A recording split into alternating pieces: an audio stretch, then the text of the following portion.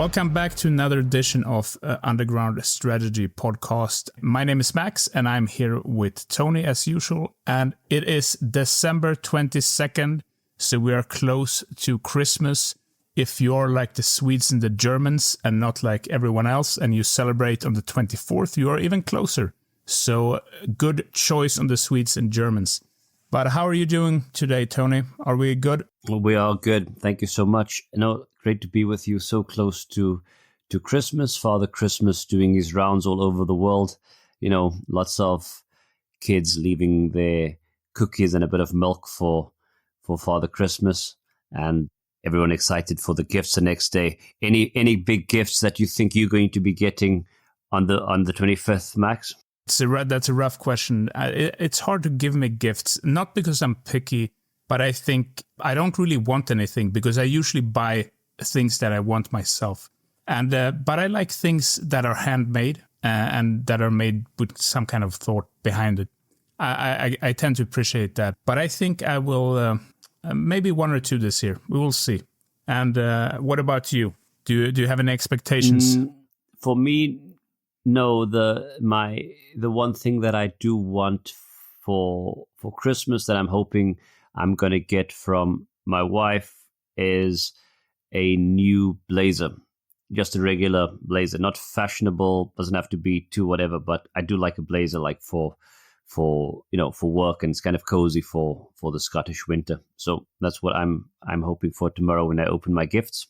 Very nice. Yeah. Very nice. I mean, a blazer is always necessary, and I'm in our line of work, or at least you need a blazer and a suit maybe more than I do at the moment, because I've seen you in it, especially I saw you last in Bulgaria with that, and it looked very nice. So, but I'm looking forward to see that new blazer. So, are you opening the gifts? You said opening tomorrow, 23rd. Is that, or when do you open your gifts? When do you? I think you do it on the 25th. Yeah, 25th. Right? Yeah, 25th morning. We'll do it all. Me and boys and Tara will open the gifts, and it's just once everyone's up, so we have to wait for everyone to be there. Someone would have taken a bite out of one of the cookies for Santa Claus, and drank some of the milk next to the chimney, which is quite tasty if I'm honest. Then we wait for everyone, we open the gifts, and then we're good to go. It's a fun morning, right? Like, it's a fun day. How about in your household, Max? My household is complicated, but we are trying to align with the Swedish way, of course, since I like that. So then in Sweden, you usually celebrate on the main celebration is Christmas Eve on the 24th. And usually you start off with Christmas lunch. You go to your parents or friend's house or cousins or other relatives. And then you come home by 3:00 and watch Donald Duck. Because we have this cartoons that started. It's traditional cartoons, and most people watch them. And then after that, there is usually presents, opening of the presents, and then it's dinner, and then it's just having a good time. Conversation is usually quite relaxed. Yeah, it's interesting. Yeah, it's definitely interesting. So we were talking about this a bit earlier, but I mean, it's the 22nd of December. Can you remember anything significant about the 22nd of December that kind of stands out in your mind, thinking back, just leading up to Christmas?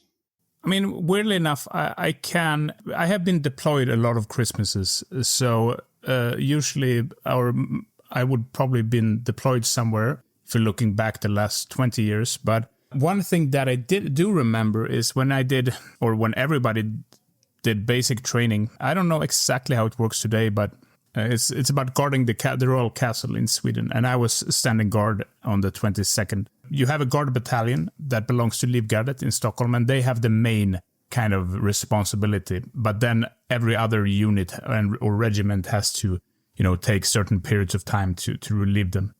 So it's a rolling schedule. But we were doing on the 22nd and over Christmas, and I was posted in Stockholm because there are two places you can be. Either you're at Drottningholm, which is where they actually live, or you are at the Royal Castle in Stockholm.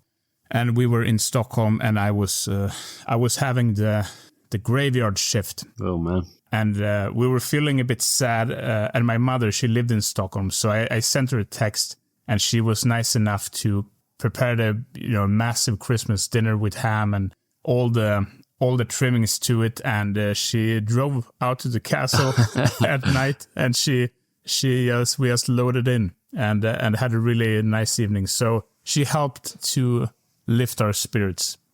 But it was cold. It was a very cold winter, and of course, Ranger Battalion, they don't do the winter hats or caps. They do their berets, even if you're allowed to have winter caps if you want to.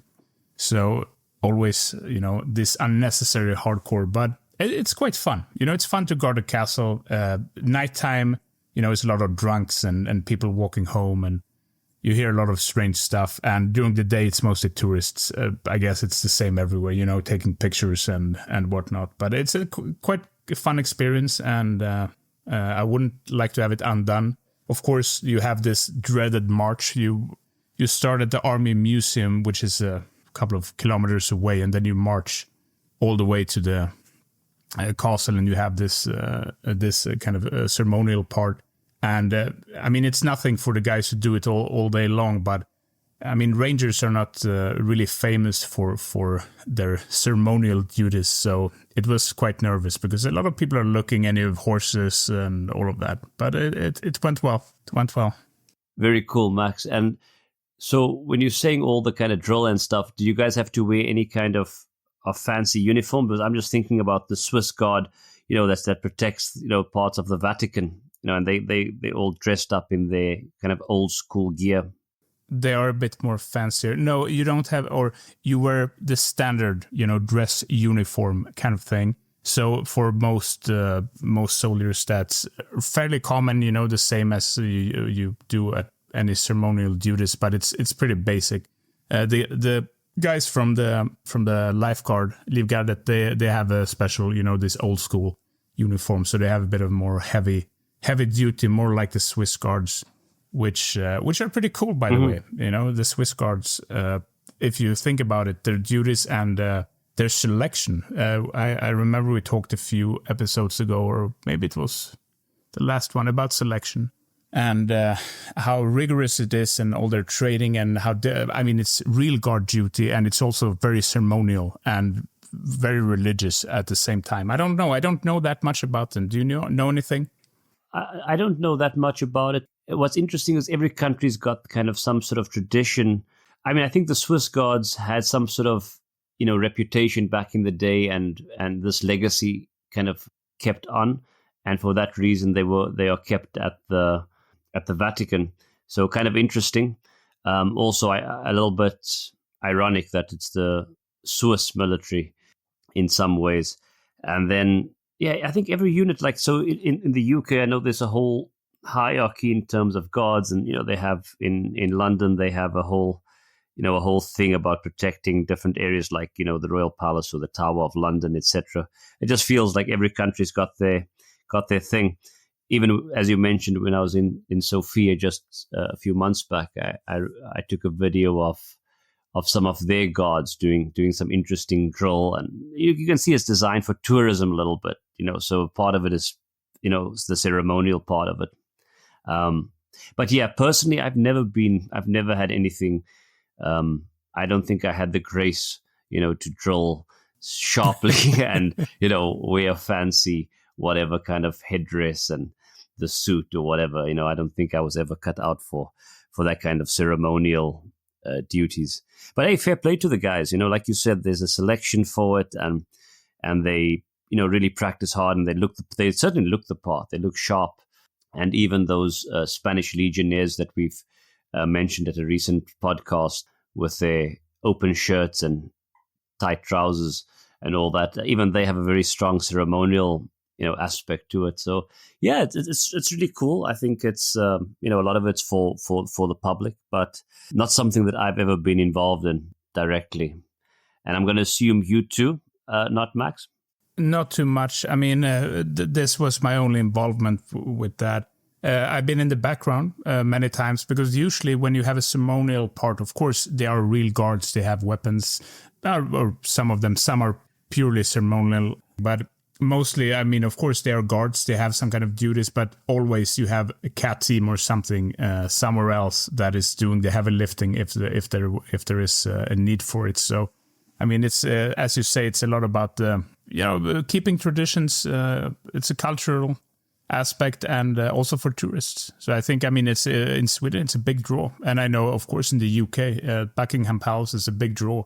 And we have, what is that? The Tomb of the Unknown Soldier and the Marines drill team, silent drill team. They're also like, it's pretty hectic, and it draws a lot, big crowds, and it's out of respect, it's out of tradition, and it's also for the masses a bit to uphold that part, because I think it's important to show sometimes that you have this. I mean, it's to give something back in some sense, that it's also a bit fancy or joyful and something that can be enjoyed in a bit, because it is nice. I mean, I do it sometimes myself, go and watch the parade, and it's kind of nice. I don't mind it. Yeah, no, and they have the military tattoo every year in Edinburgh. I must be honest, so confession, I've never actually gone to see it.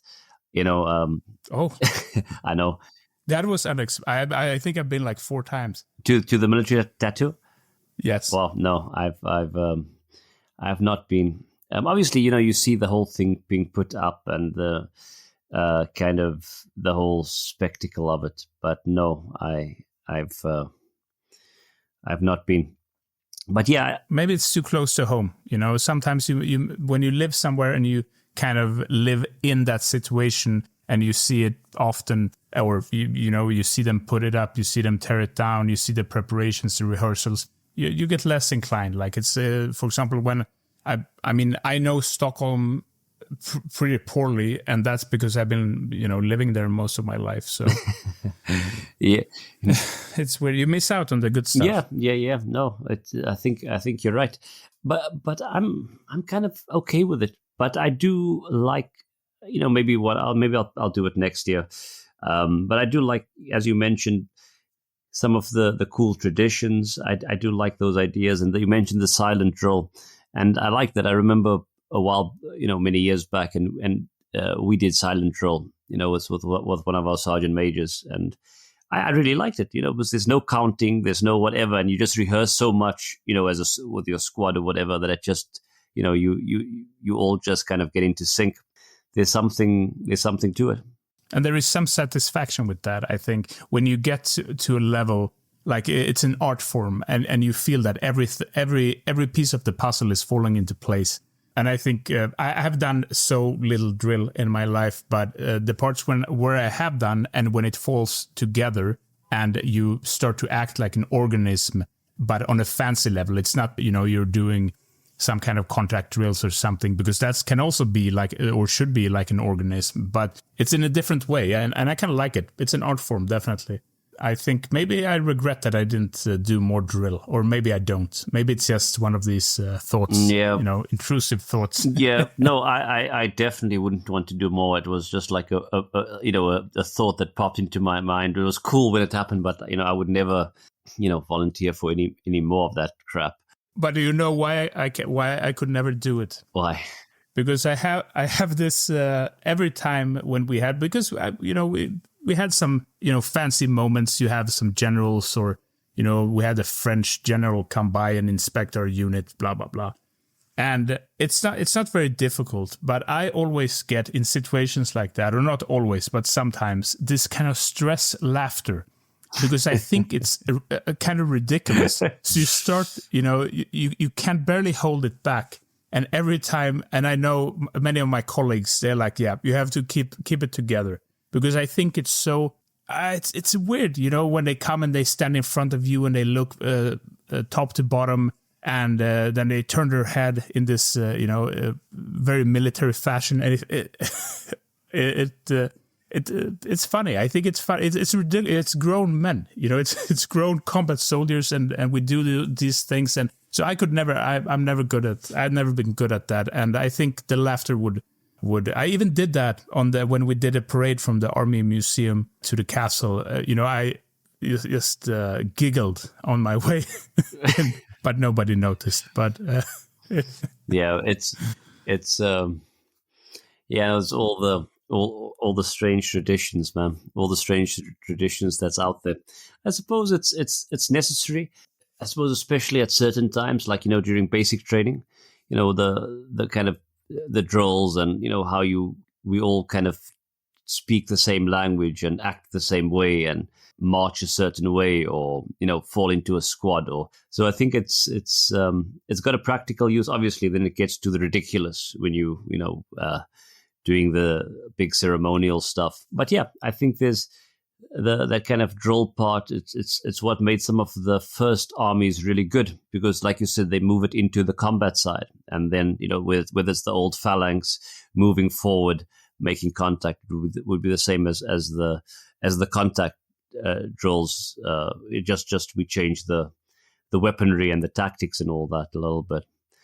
But I think the Spartans were famous for that, for being able to act as one, in that, and be physically strong, know how to react in certain ways, and that's kind of cool, right? Yeah, and you can see it also even today when you mentioned the Spartans and all of that. I was thinking about when you do riot drills, you have that same kind of, because then usually you have shields, right?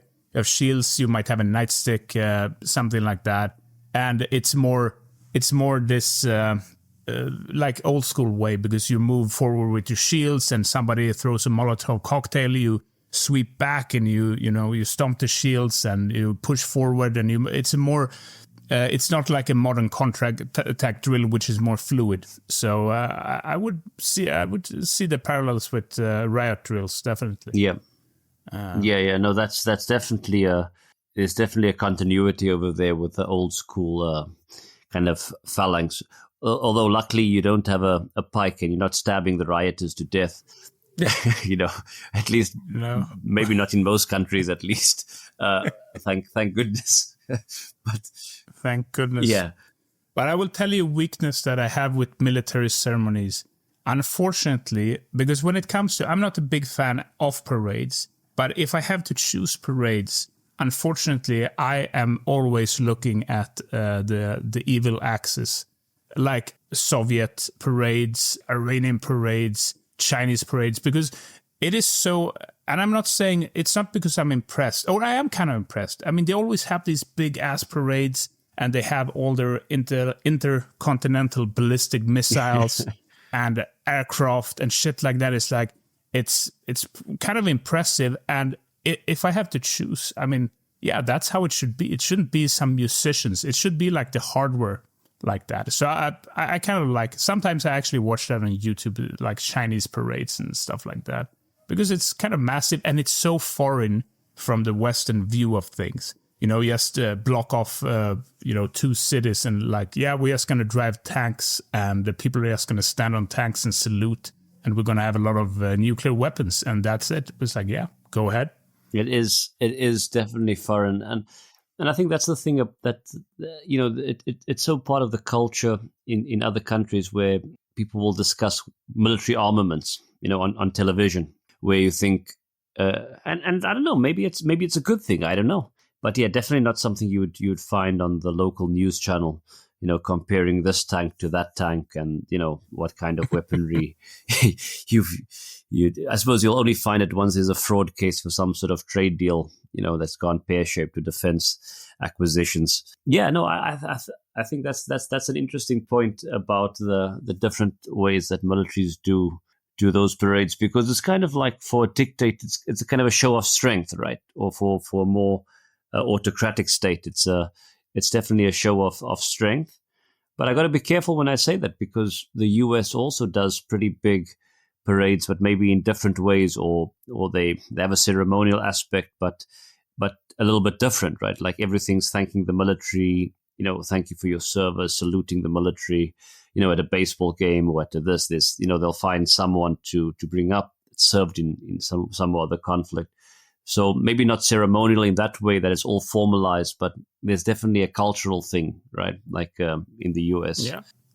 So we were veterans in the wrong place, because I think about that all the time when I go to the States. It's like when you go on a plane, active service members, veterans first, thank you for your service, all of that. I mean, I don't know, actually, I don't mind it, of course, I'm not exposed. I'm just exposed to it as a third party because they don't mean me in that case. But it's a different society, a fabric of society that it's kind of hard to get into, because since for me society is made up out of so many parts and bits and pieces, and doctors and you have the street sweepers, and you have sewer workers, and you have supermarket cashiers, and all of those make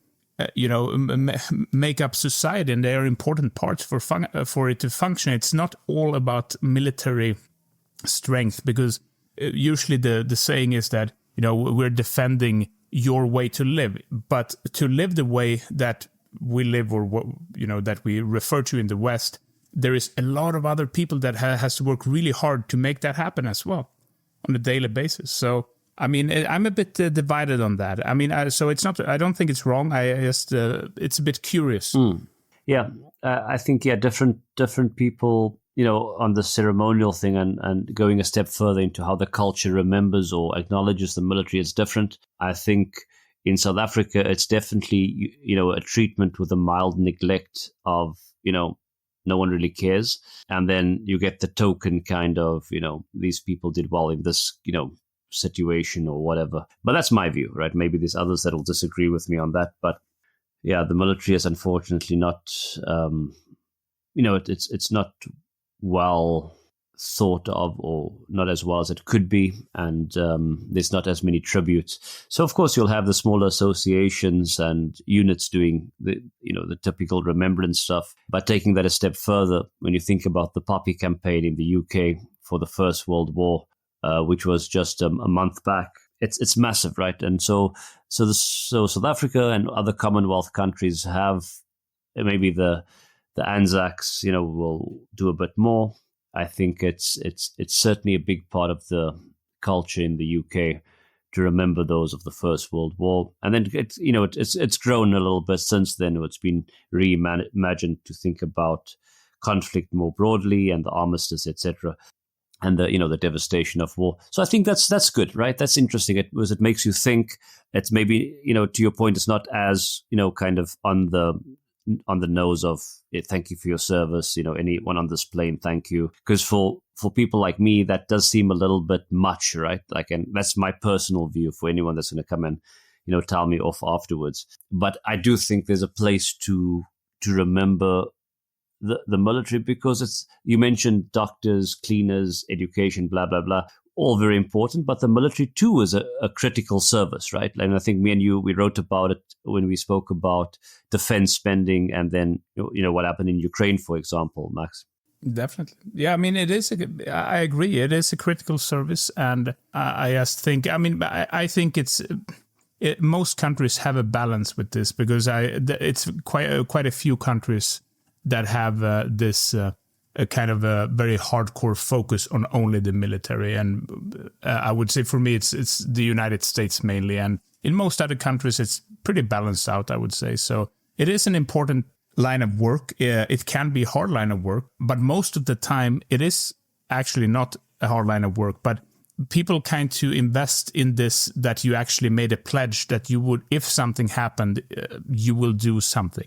But for most people, that will actually never take place, fortunately. So, I mean, that's a very good thing. But I think balance is good. And I think, of course, in times of war, it's going to be a more focus on it. What I think is a bit sad sometimes is that it's also misused, because I think the main discussion, and I know a lot of people disagree with me on this one, especially Swedes, because you want to put more in, you want to do more, and that is fine. But the underlying objective should always be peace and not war. And sometimes the underlying objective gets distorted, because there's a lot of people, there's a lot of emotion, of course, connected to this. And the focus is about war and not actually about the objective that should always be peace. But that's just my very highly individual thoughts, and I get a lot of critique for them from time to time. Well, I think it's a fair point, though, because most people would say something similar that's in the security world or in the conflict or military studies area would say similar to you. War ultimately is to create a better peace, Of course, the cause of war and the conduct of wars may be a topic for a different discussion.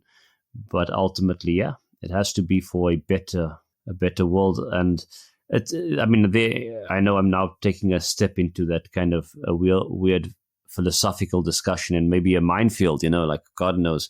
But yeah, it should be. And then, of course, we can, speak about what's an aggressive war and, what's a defensive war or a war with this kind of the ethical high ground. And we probably see signs of that at the moment with Russia and Ukraine, at least depending on where you're sitting, on which side of the fence you're on. Yeah. But the one thing for sure is the kind of Remembrance Day and the Poppy campaign and all that, it tells us that it's normal people that live and fight, right? Like it's normal people that face each other on the battlefield. It's not the politicians who's quite far away from the action. Yeah, they always are for some weird reasons. They are never there, or most of them at least. There are some. We had some leaders that has stepped up to the plate when they were called upon. But otherwise, they usually stay at home, which they actually should, because you have to lead the country as well. So it is important. I'm not giving them any shit. Yeah, heavy discussions just before Christmas, Max. We started out with where we opened Christmas gifts, and we went to guard duties and ceremonial aspects, to the norms around the military, and now we are ending with which politicians should go to war or stay home. I think we've gone around the world with it. From me, all I'm going to say is we'll be back very soon with a Christmas episode, and looking forward to chat to everyone then. And last words to you, Max. Thank you, Tony. And I have the same message.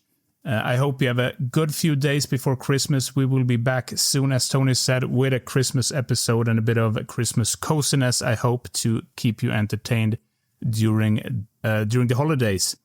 And otherwise, we are happy that you're still listening to us. And don't forget to check out all of our online content. We have a lot of good articles out now, and we have a book review coming in soon.